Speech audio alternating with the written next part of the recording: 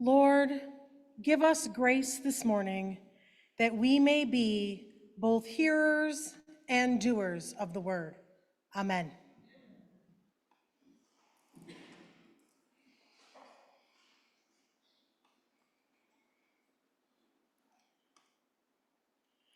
"8:41 a.m., Maundy, Thursday. I'm snuggled in my bed reading a book as the kids are still asleep and the house is quiet. I hear ping and check my texts. It's Pastor Beth, and she has asked me, "Can you preach next Sunday?" I respond, "Sure," and then read for a while longer. As I get ready to tackle the business of my day, I think to myself, I wonder if I should start that sermon today. But something else needs my attention, and I figure I'll come back to it. Holy Week and all its busyness rolls on. I don't think about my sermon again. Easter Monday arrives, and as I start thinking about sitting down to write a sermon, it suddenly hits me. Doubting Thomas! I have to preach on Doubting Thomas.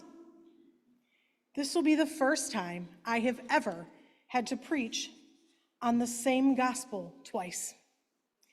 And of course, it is one of the most preached on gospels out there.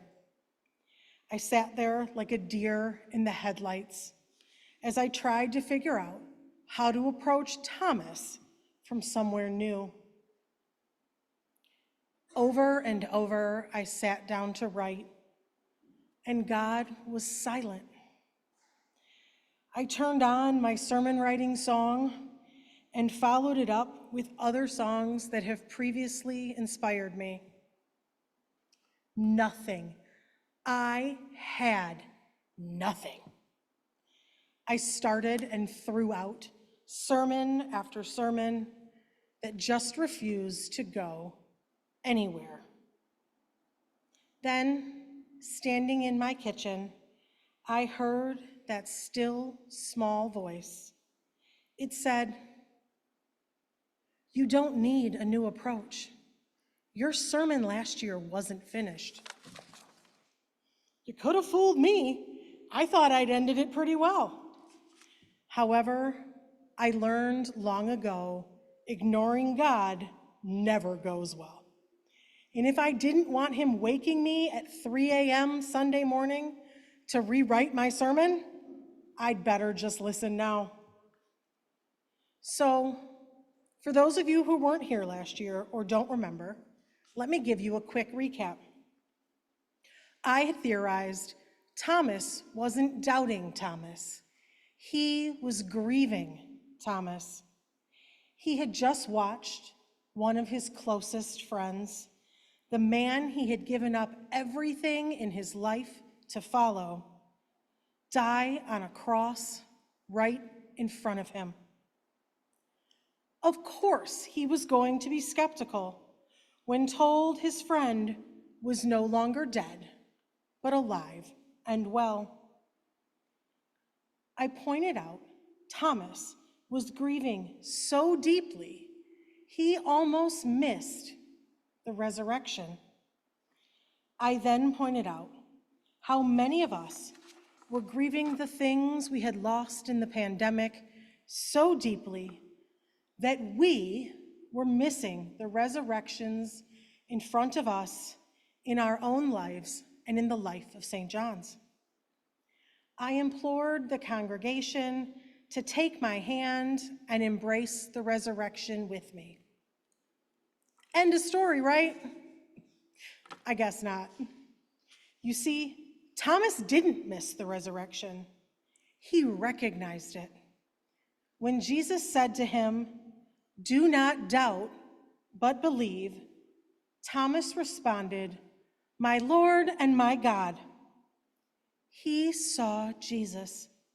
He acknowledged him, and he believed in the resurrection. He wasn't doubting, and he wasn't grieving any longer. He believed and he embraced the truth of the resurrection. He came close to missing it, but he didn't. It can be so easy to stay locked in our grief, to let it consume us. We almost become comfortable with it. As much as we don't like our grief, it can be daunting to look beyond it. It can be scary to see and acknowledge the resurrections. However, I think missing them would be worse.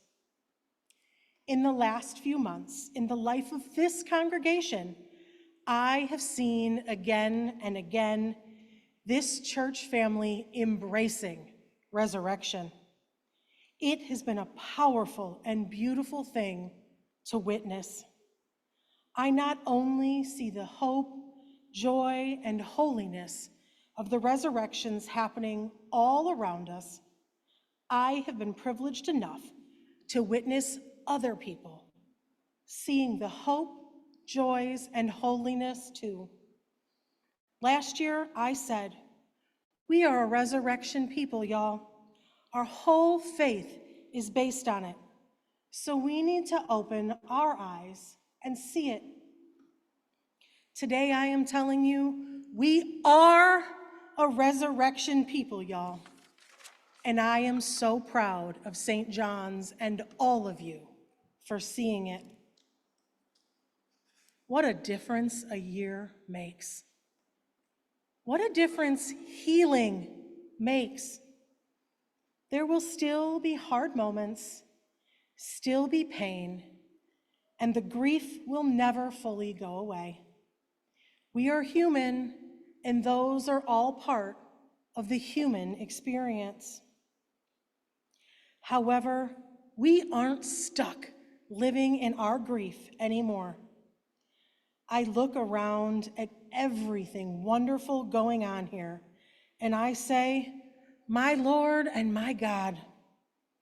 God has her hands in our ministries, our services, and our hearts. We are still growing. We are trying new things, and many of them have been successful. We have had a huge increase in volunteers, and people are passionate about things again. We resurrected the Shrove Tuesday Pancake Supper in February, and it was a wild success.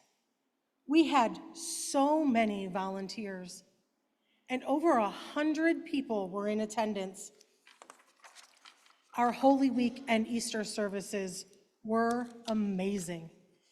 We had over 120 volunteers who came together to make it happen. We had intergenerational Stations of the Cross for the first time, and 35 people of all ages participated. The 20s and 30s group has been well attended. First Sunday breakfasts, which I'm sure you can smell right now, have been full of people, and the food is delicious. Our camping ministry is continuing to grow. Sunday school and youth group are thriving, and we are going to try an intergenerational evening vacation Bible school this summer. I am still seeing new faces in church every week, and many are staying, and they are getting involved in the life of the church. We have done the big, scary thing and chosen to not live in our grief anymore.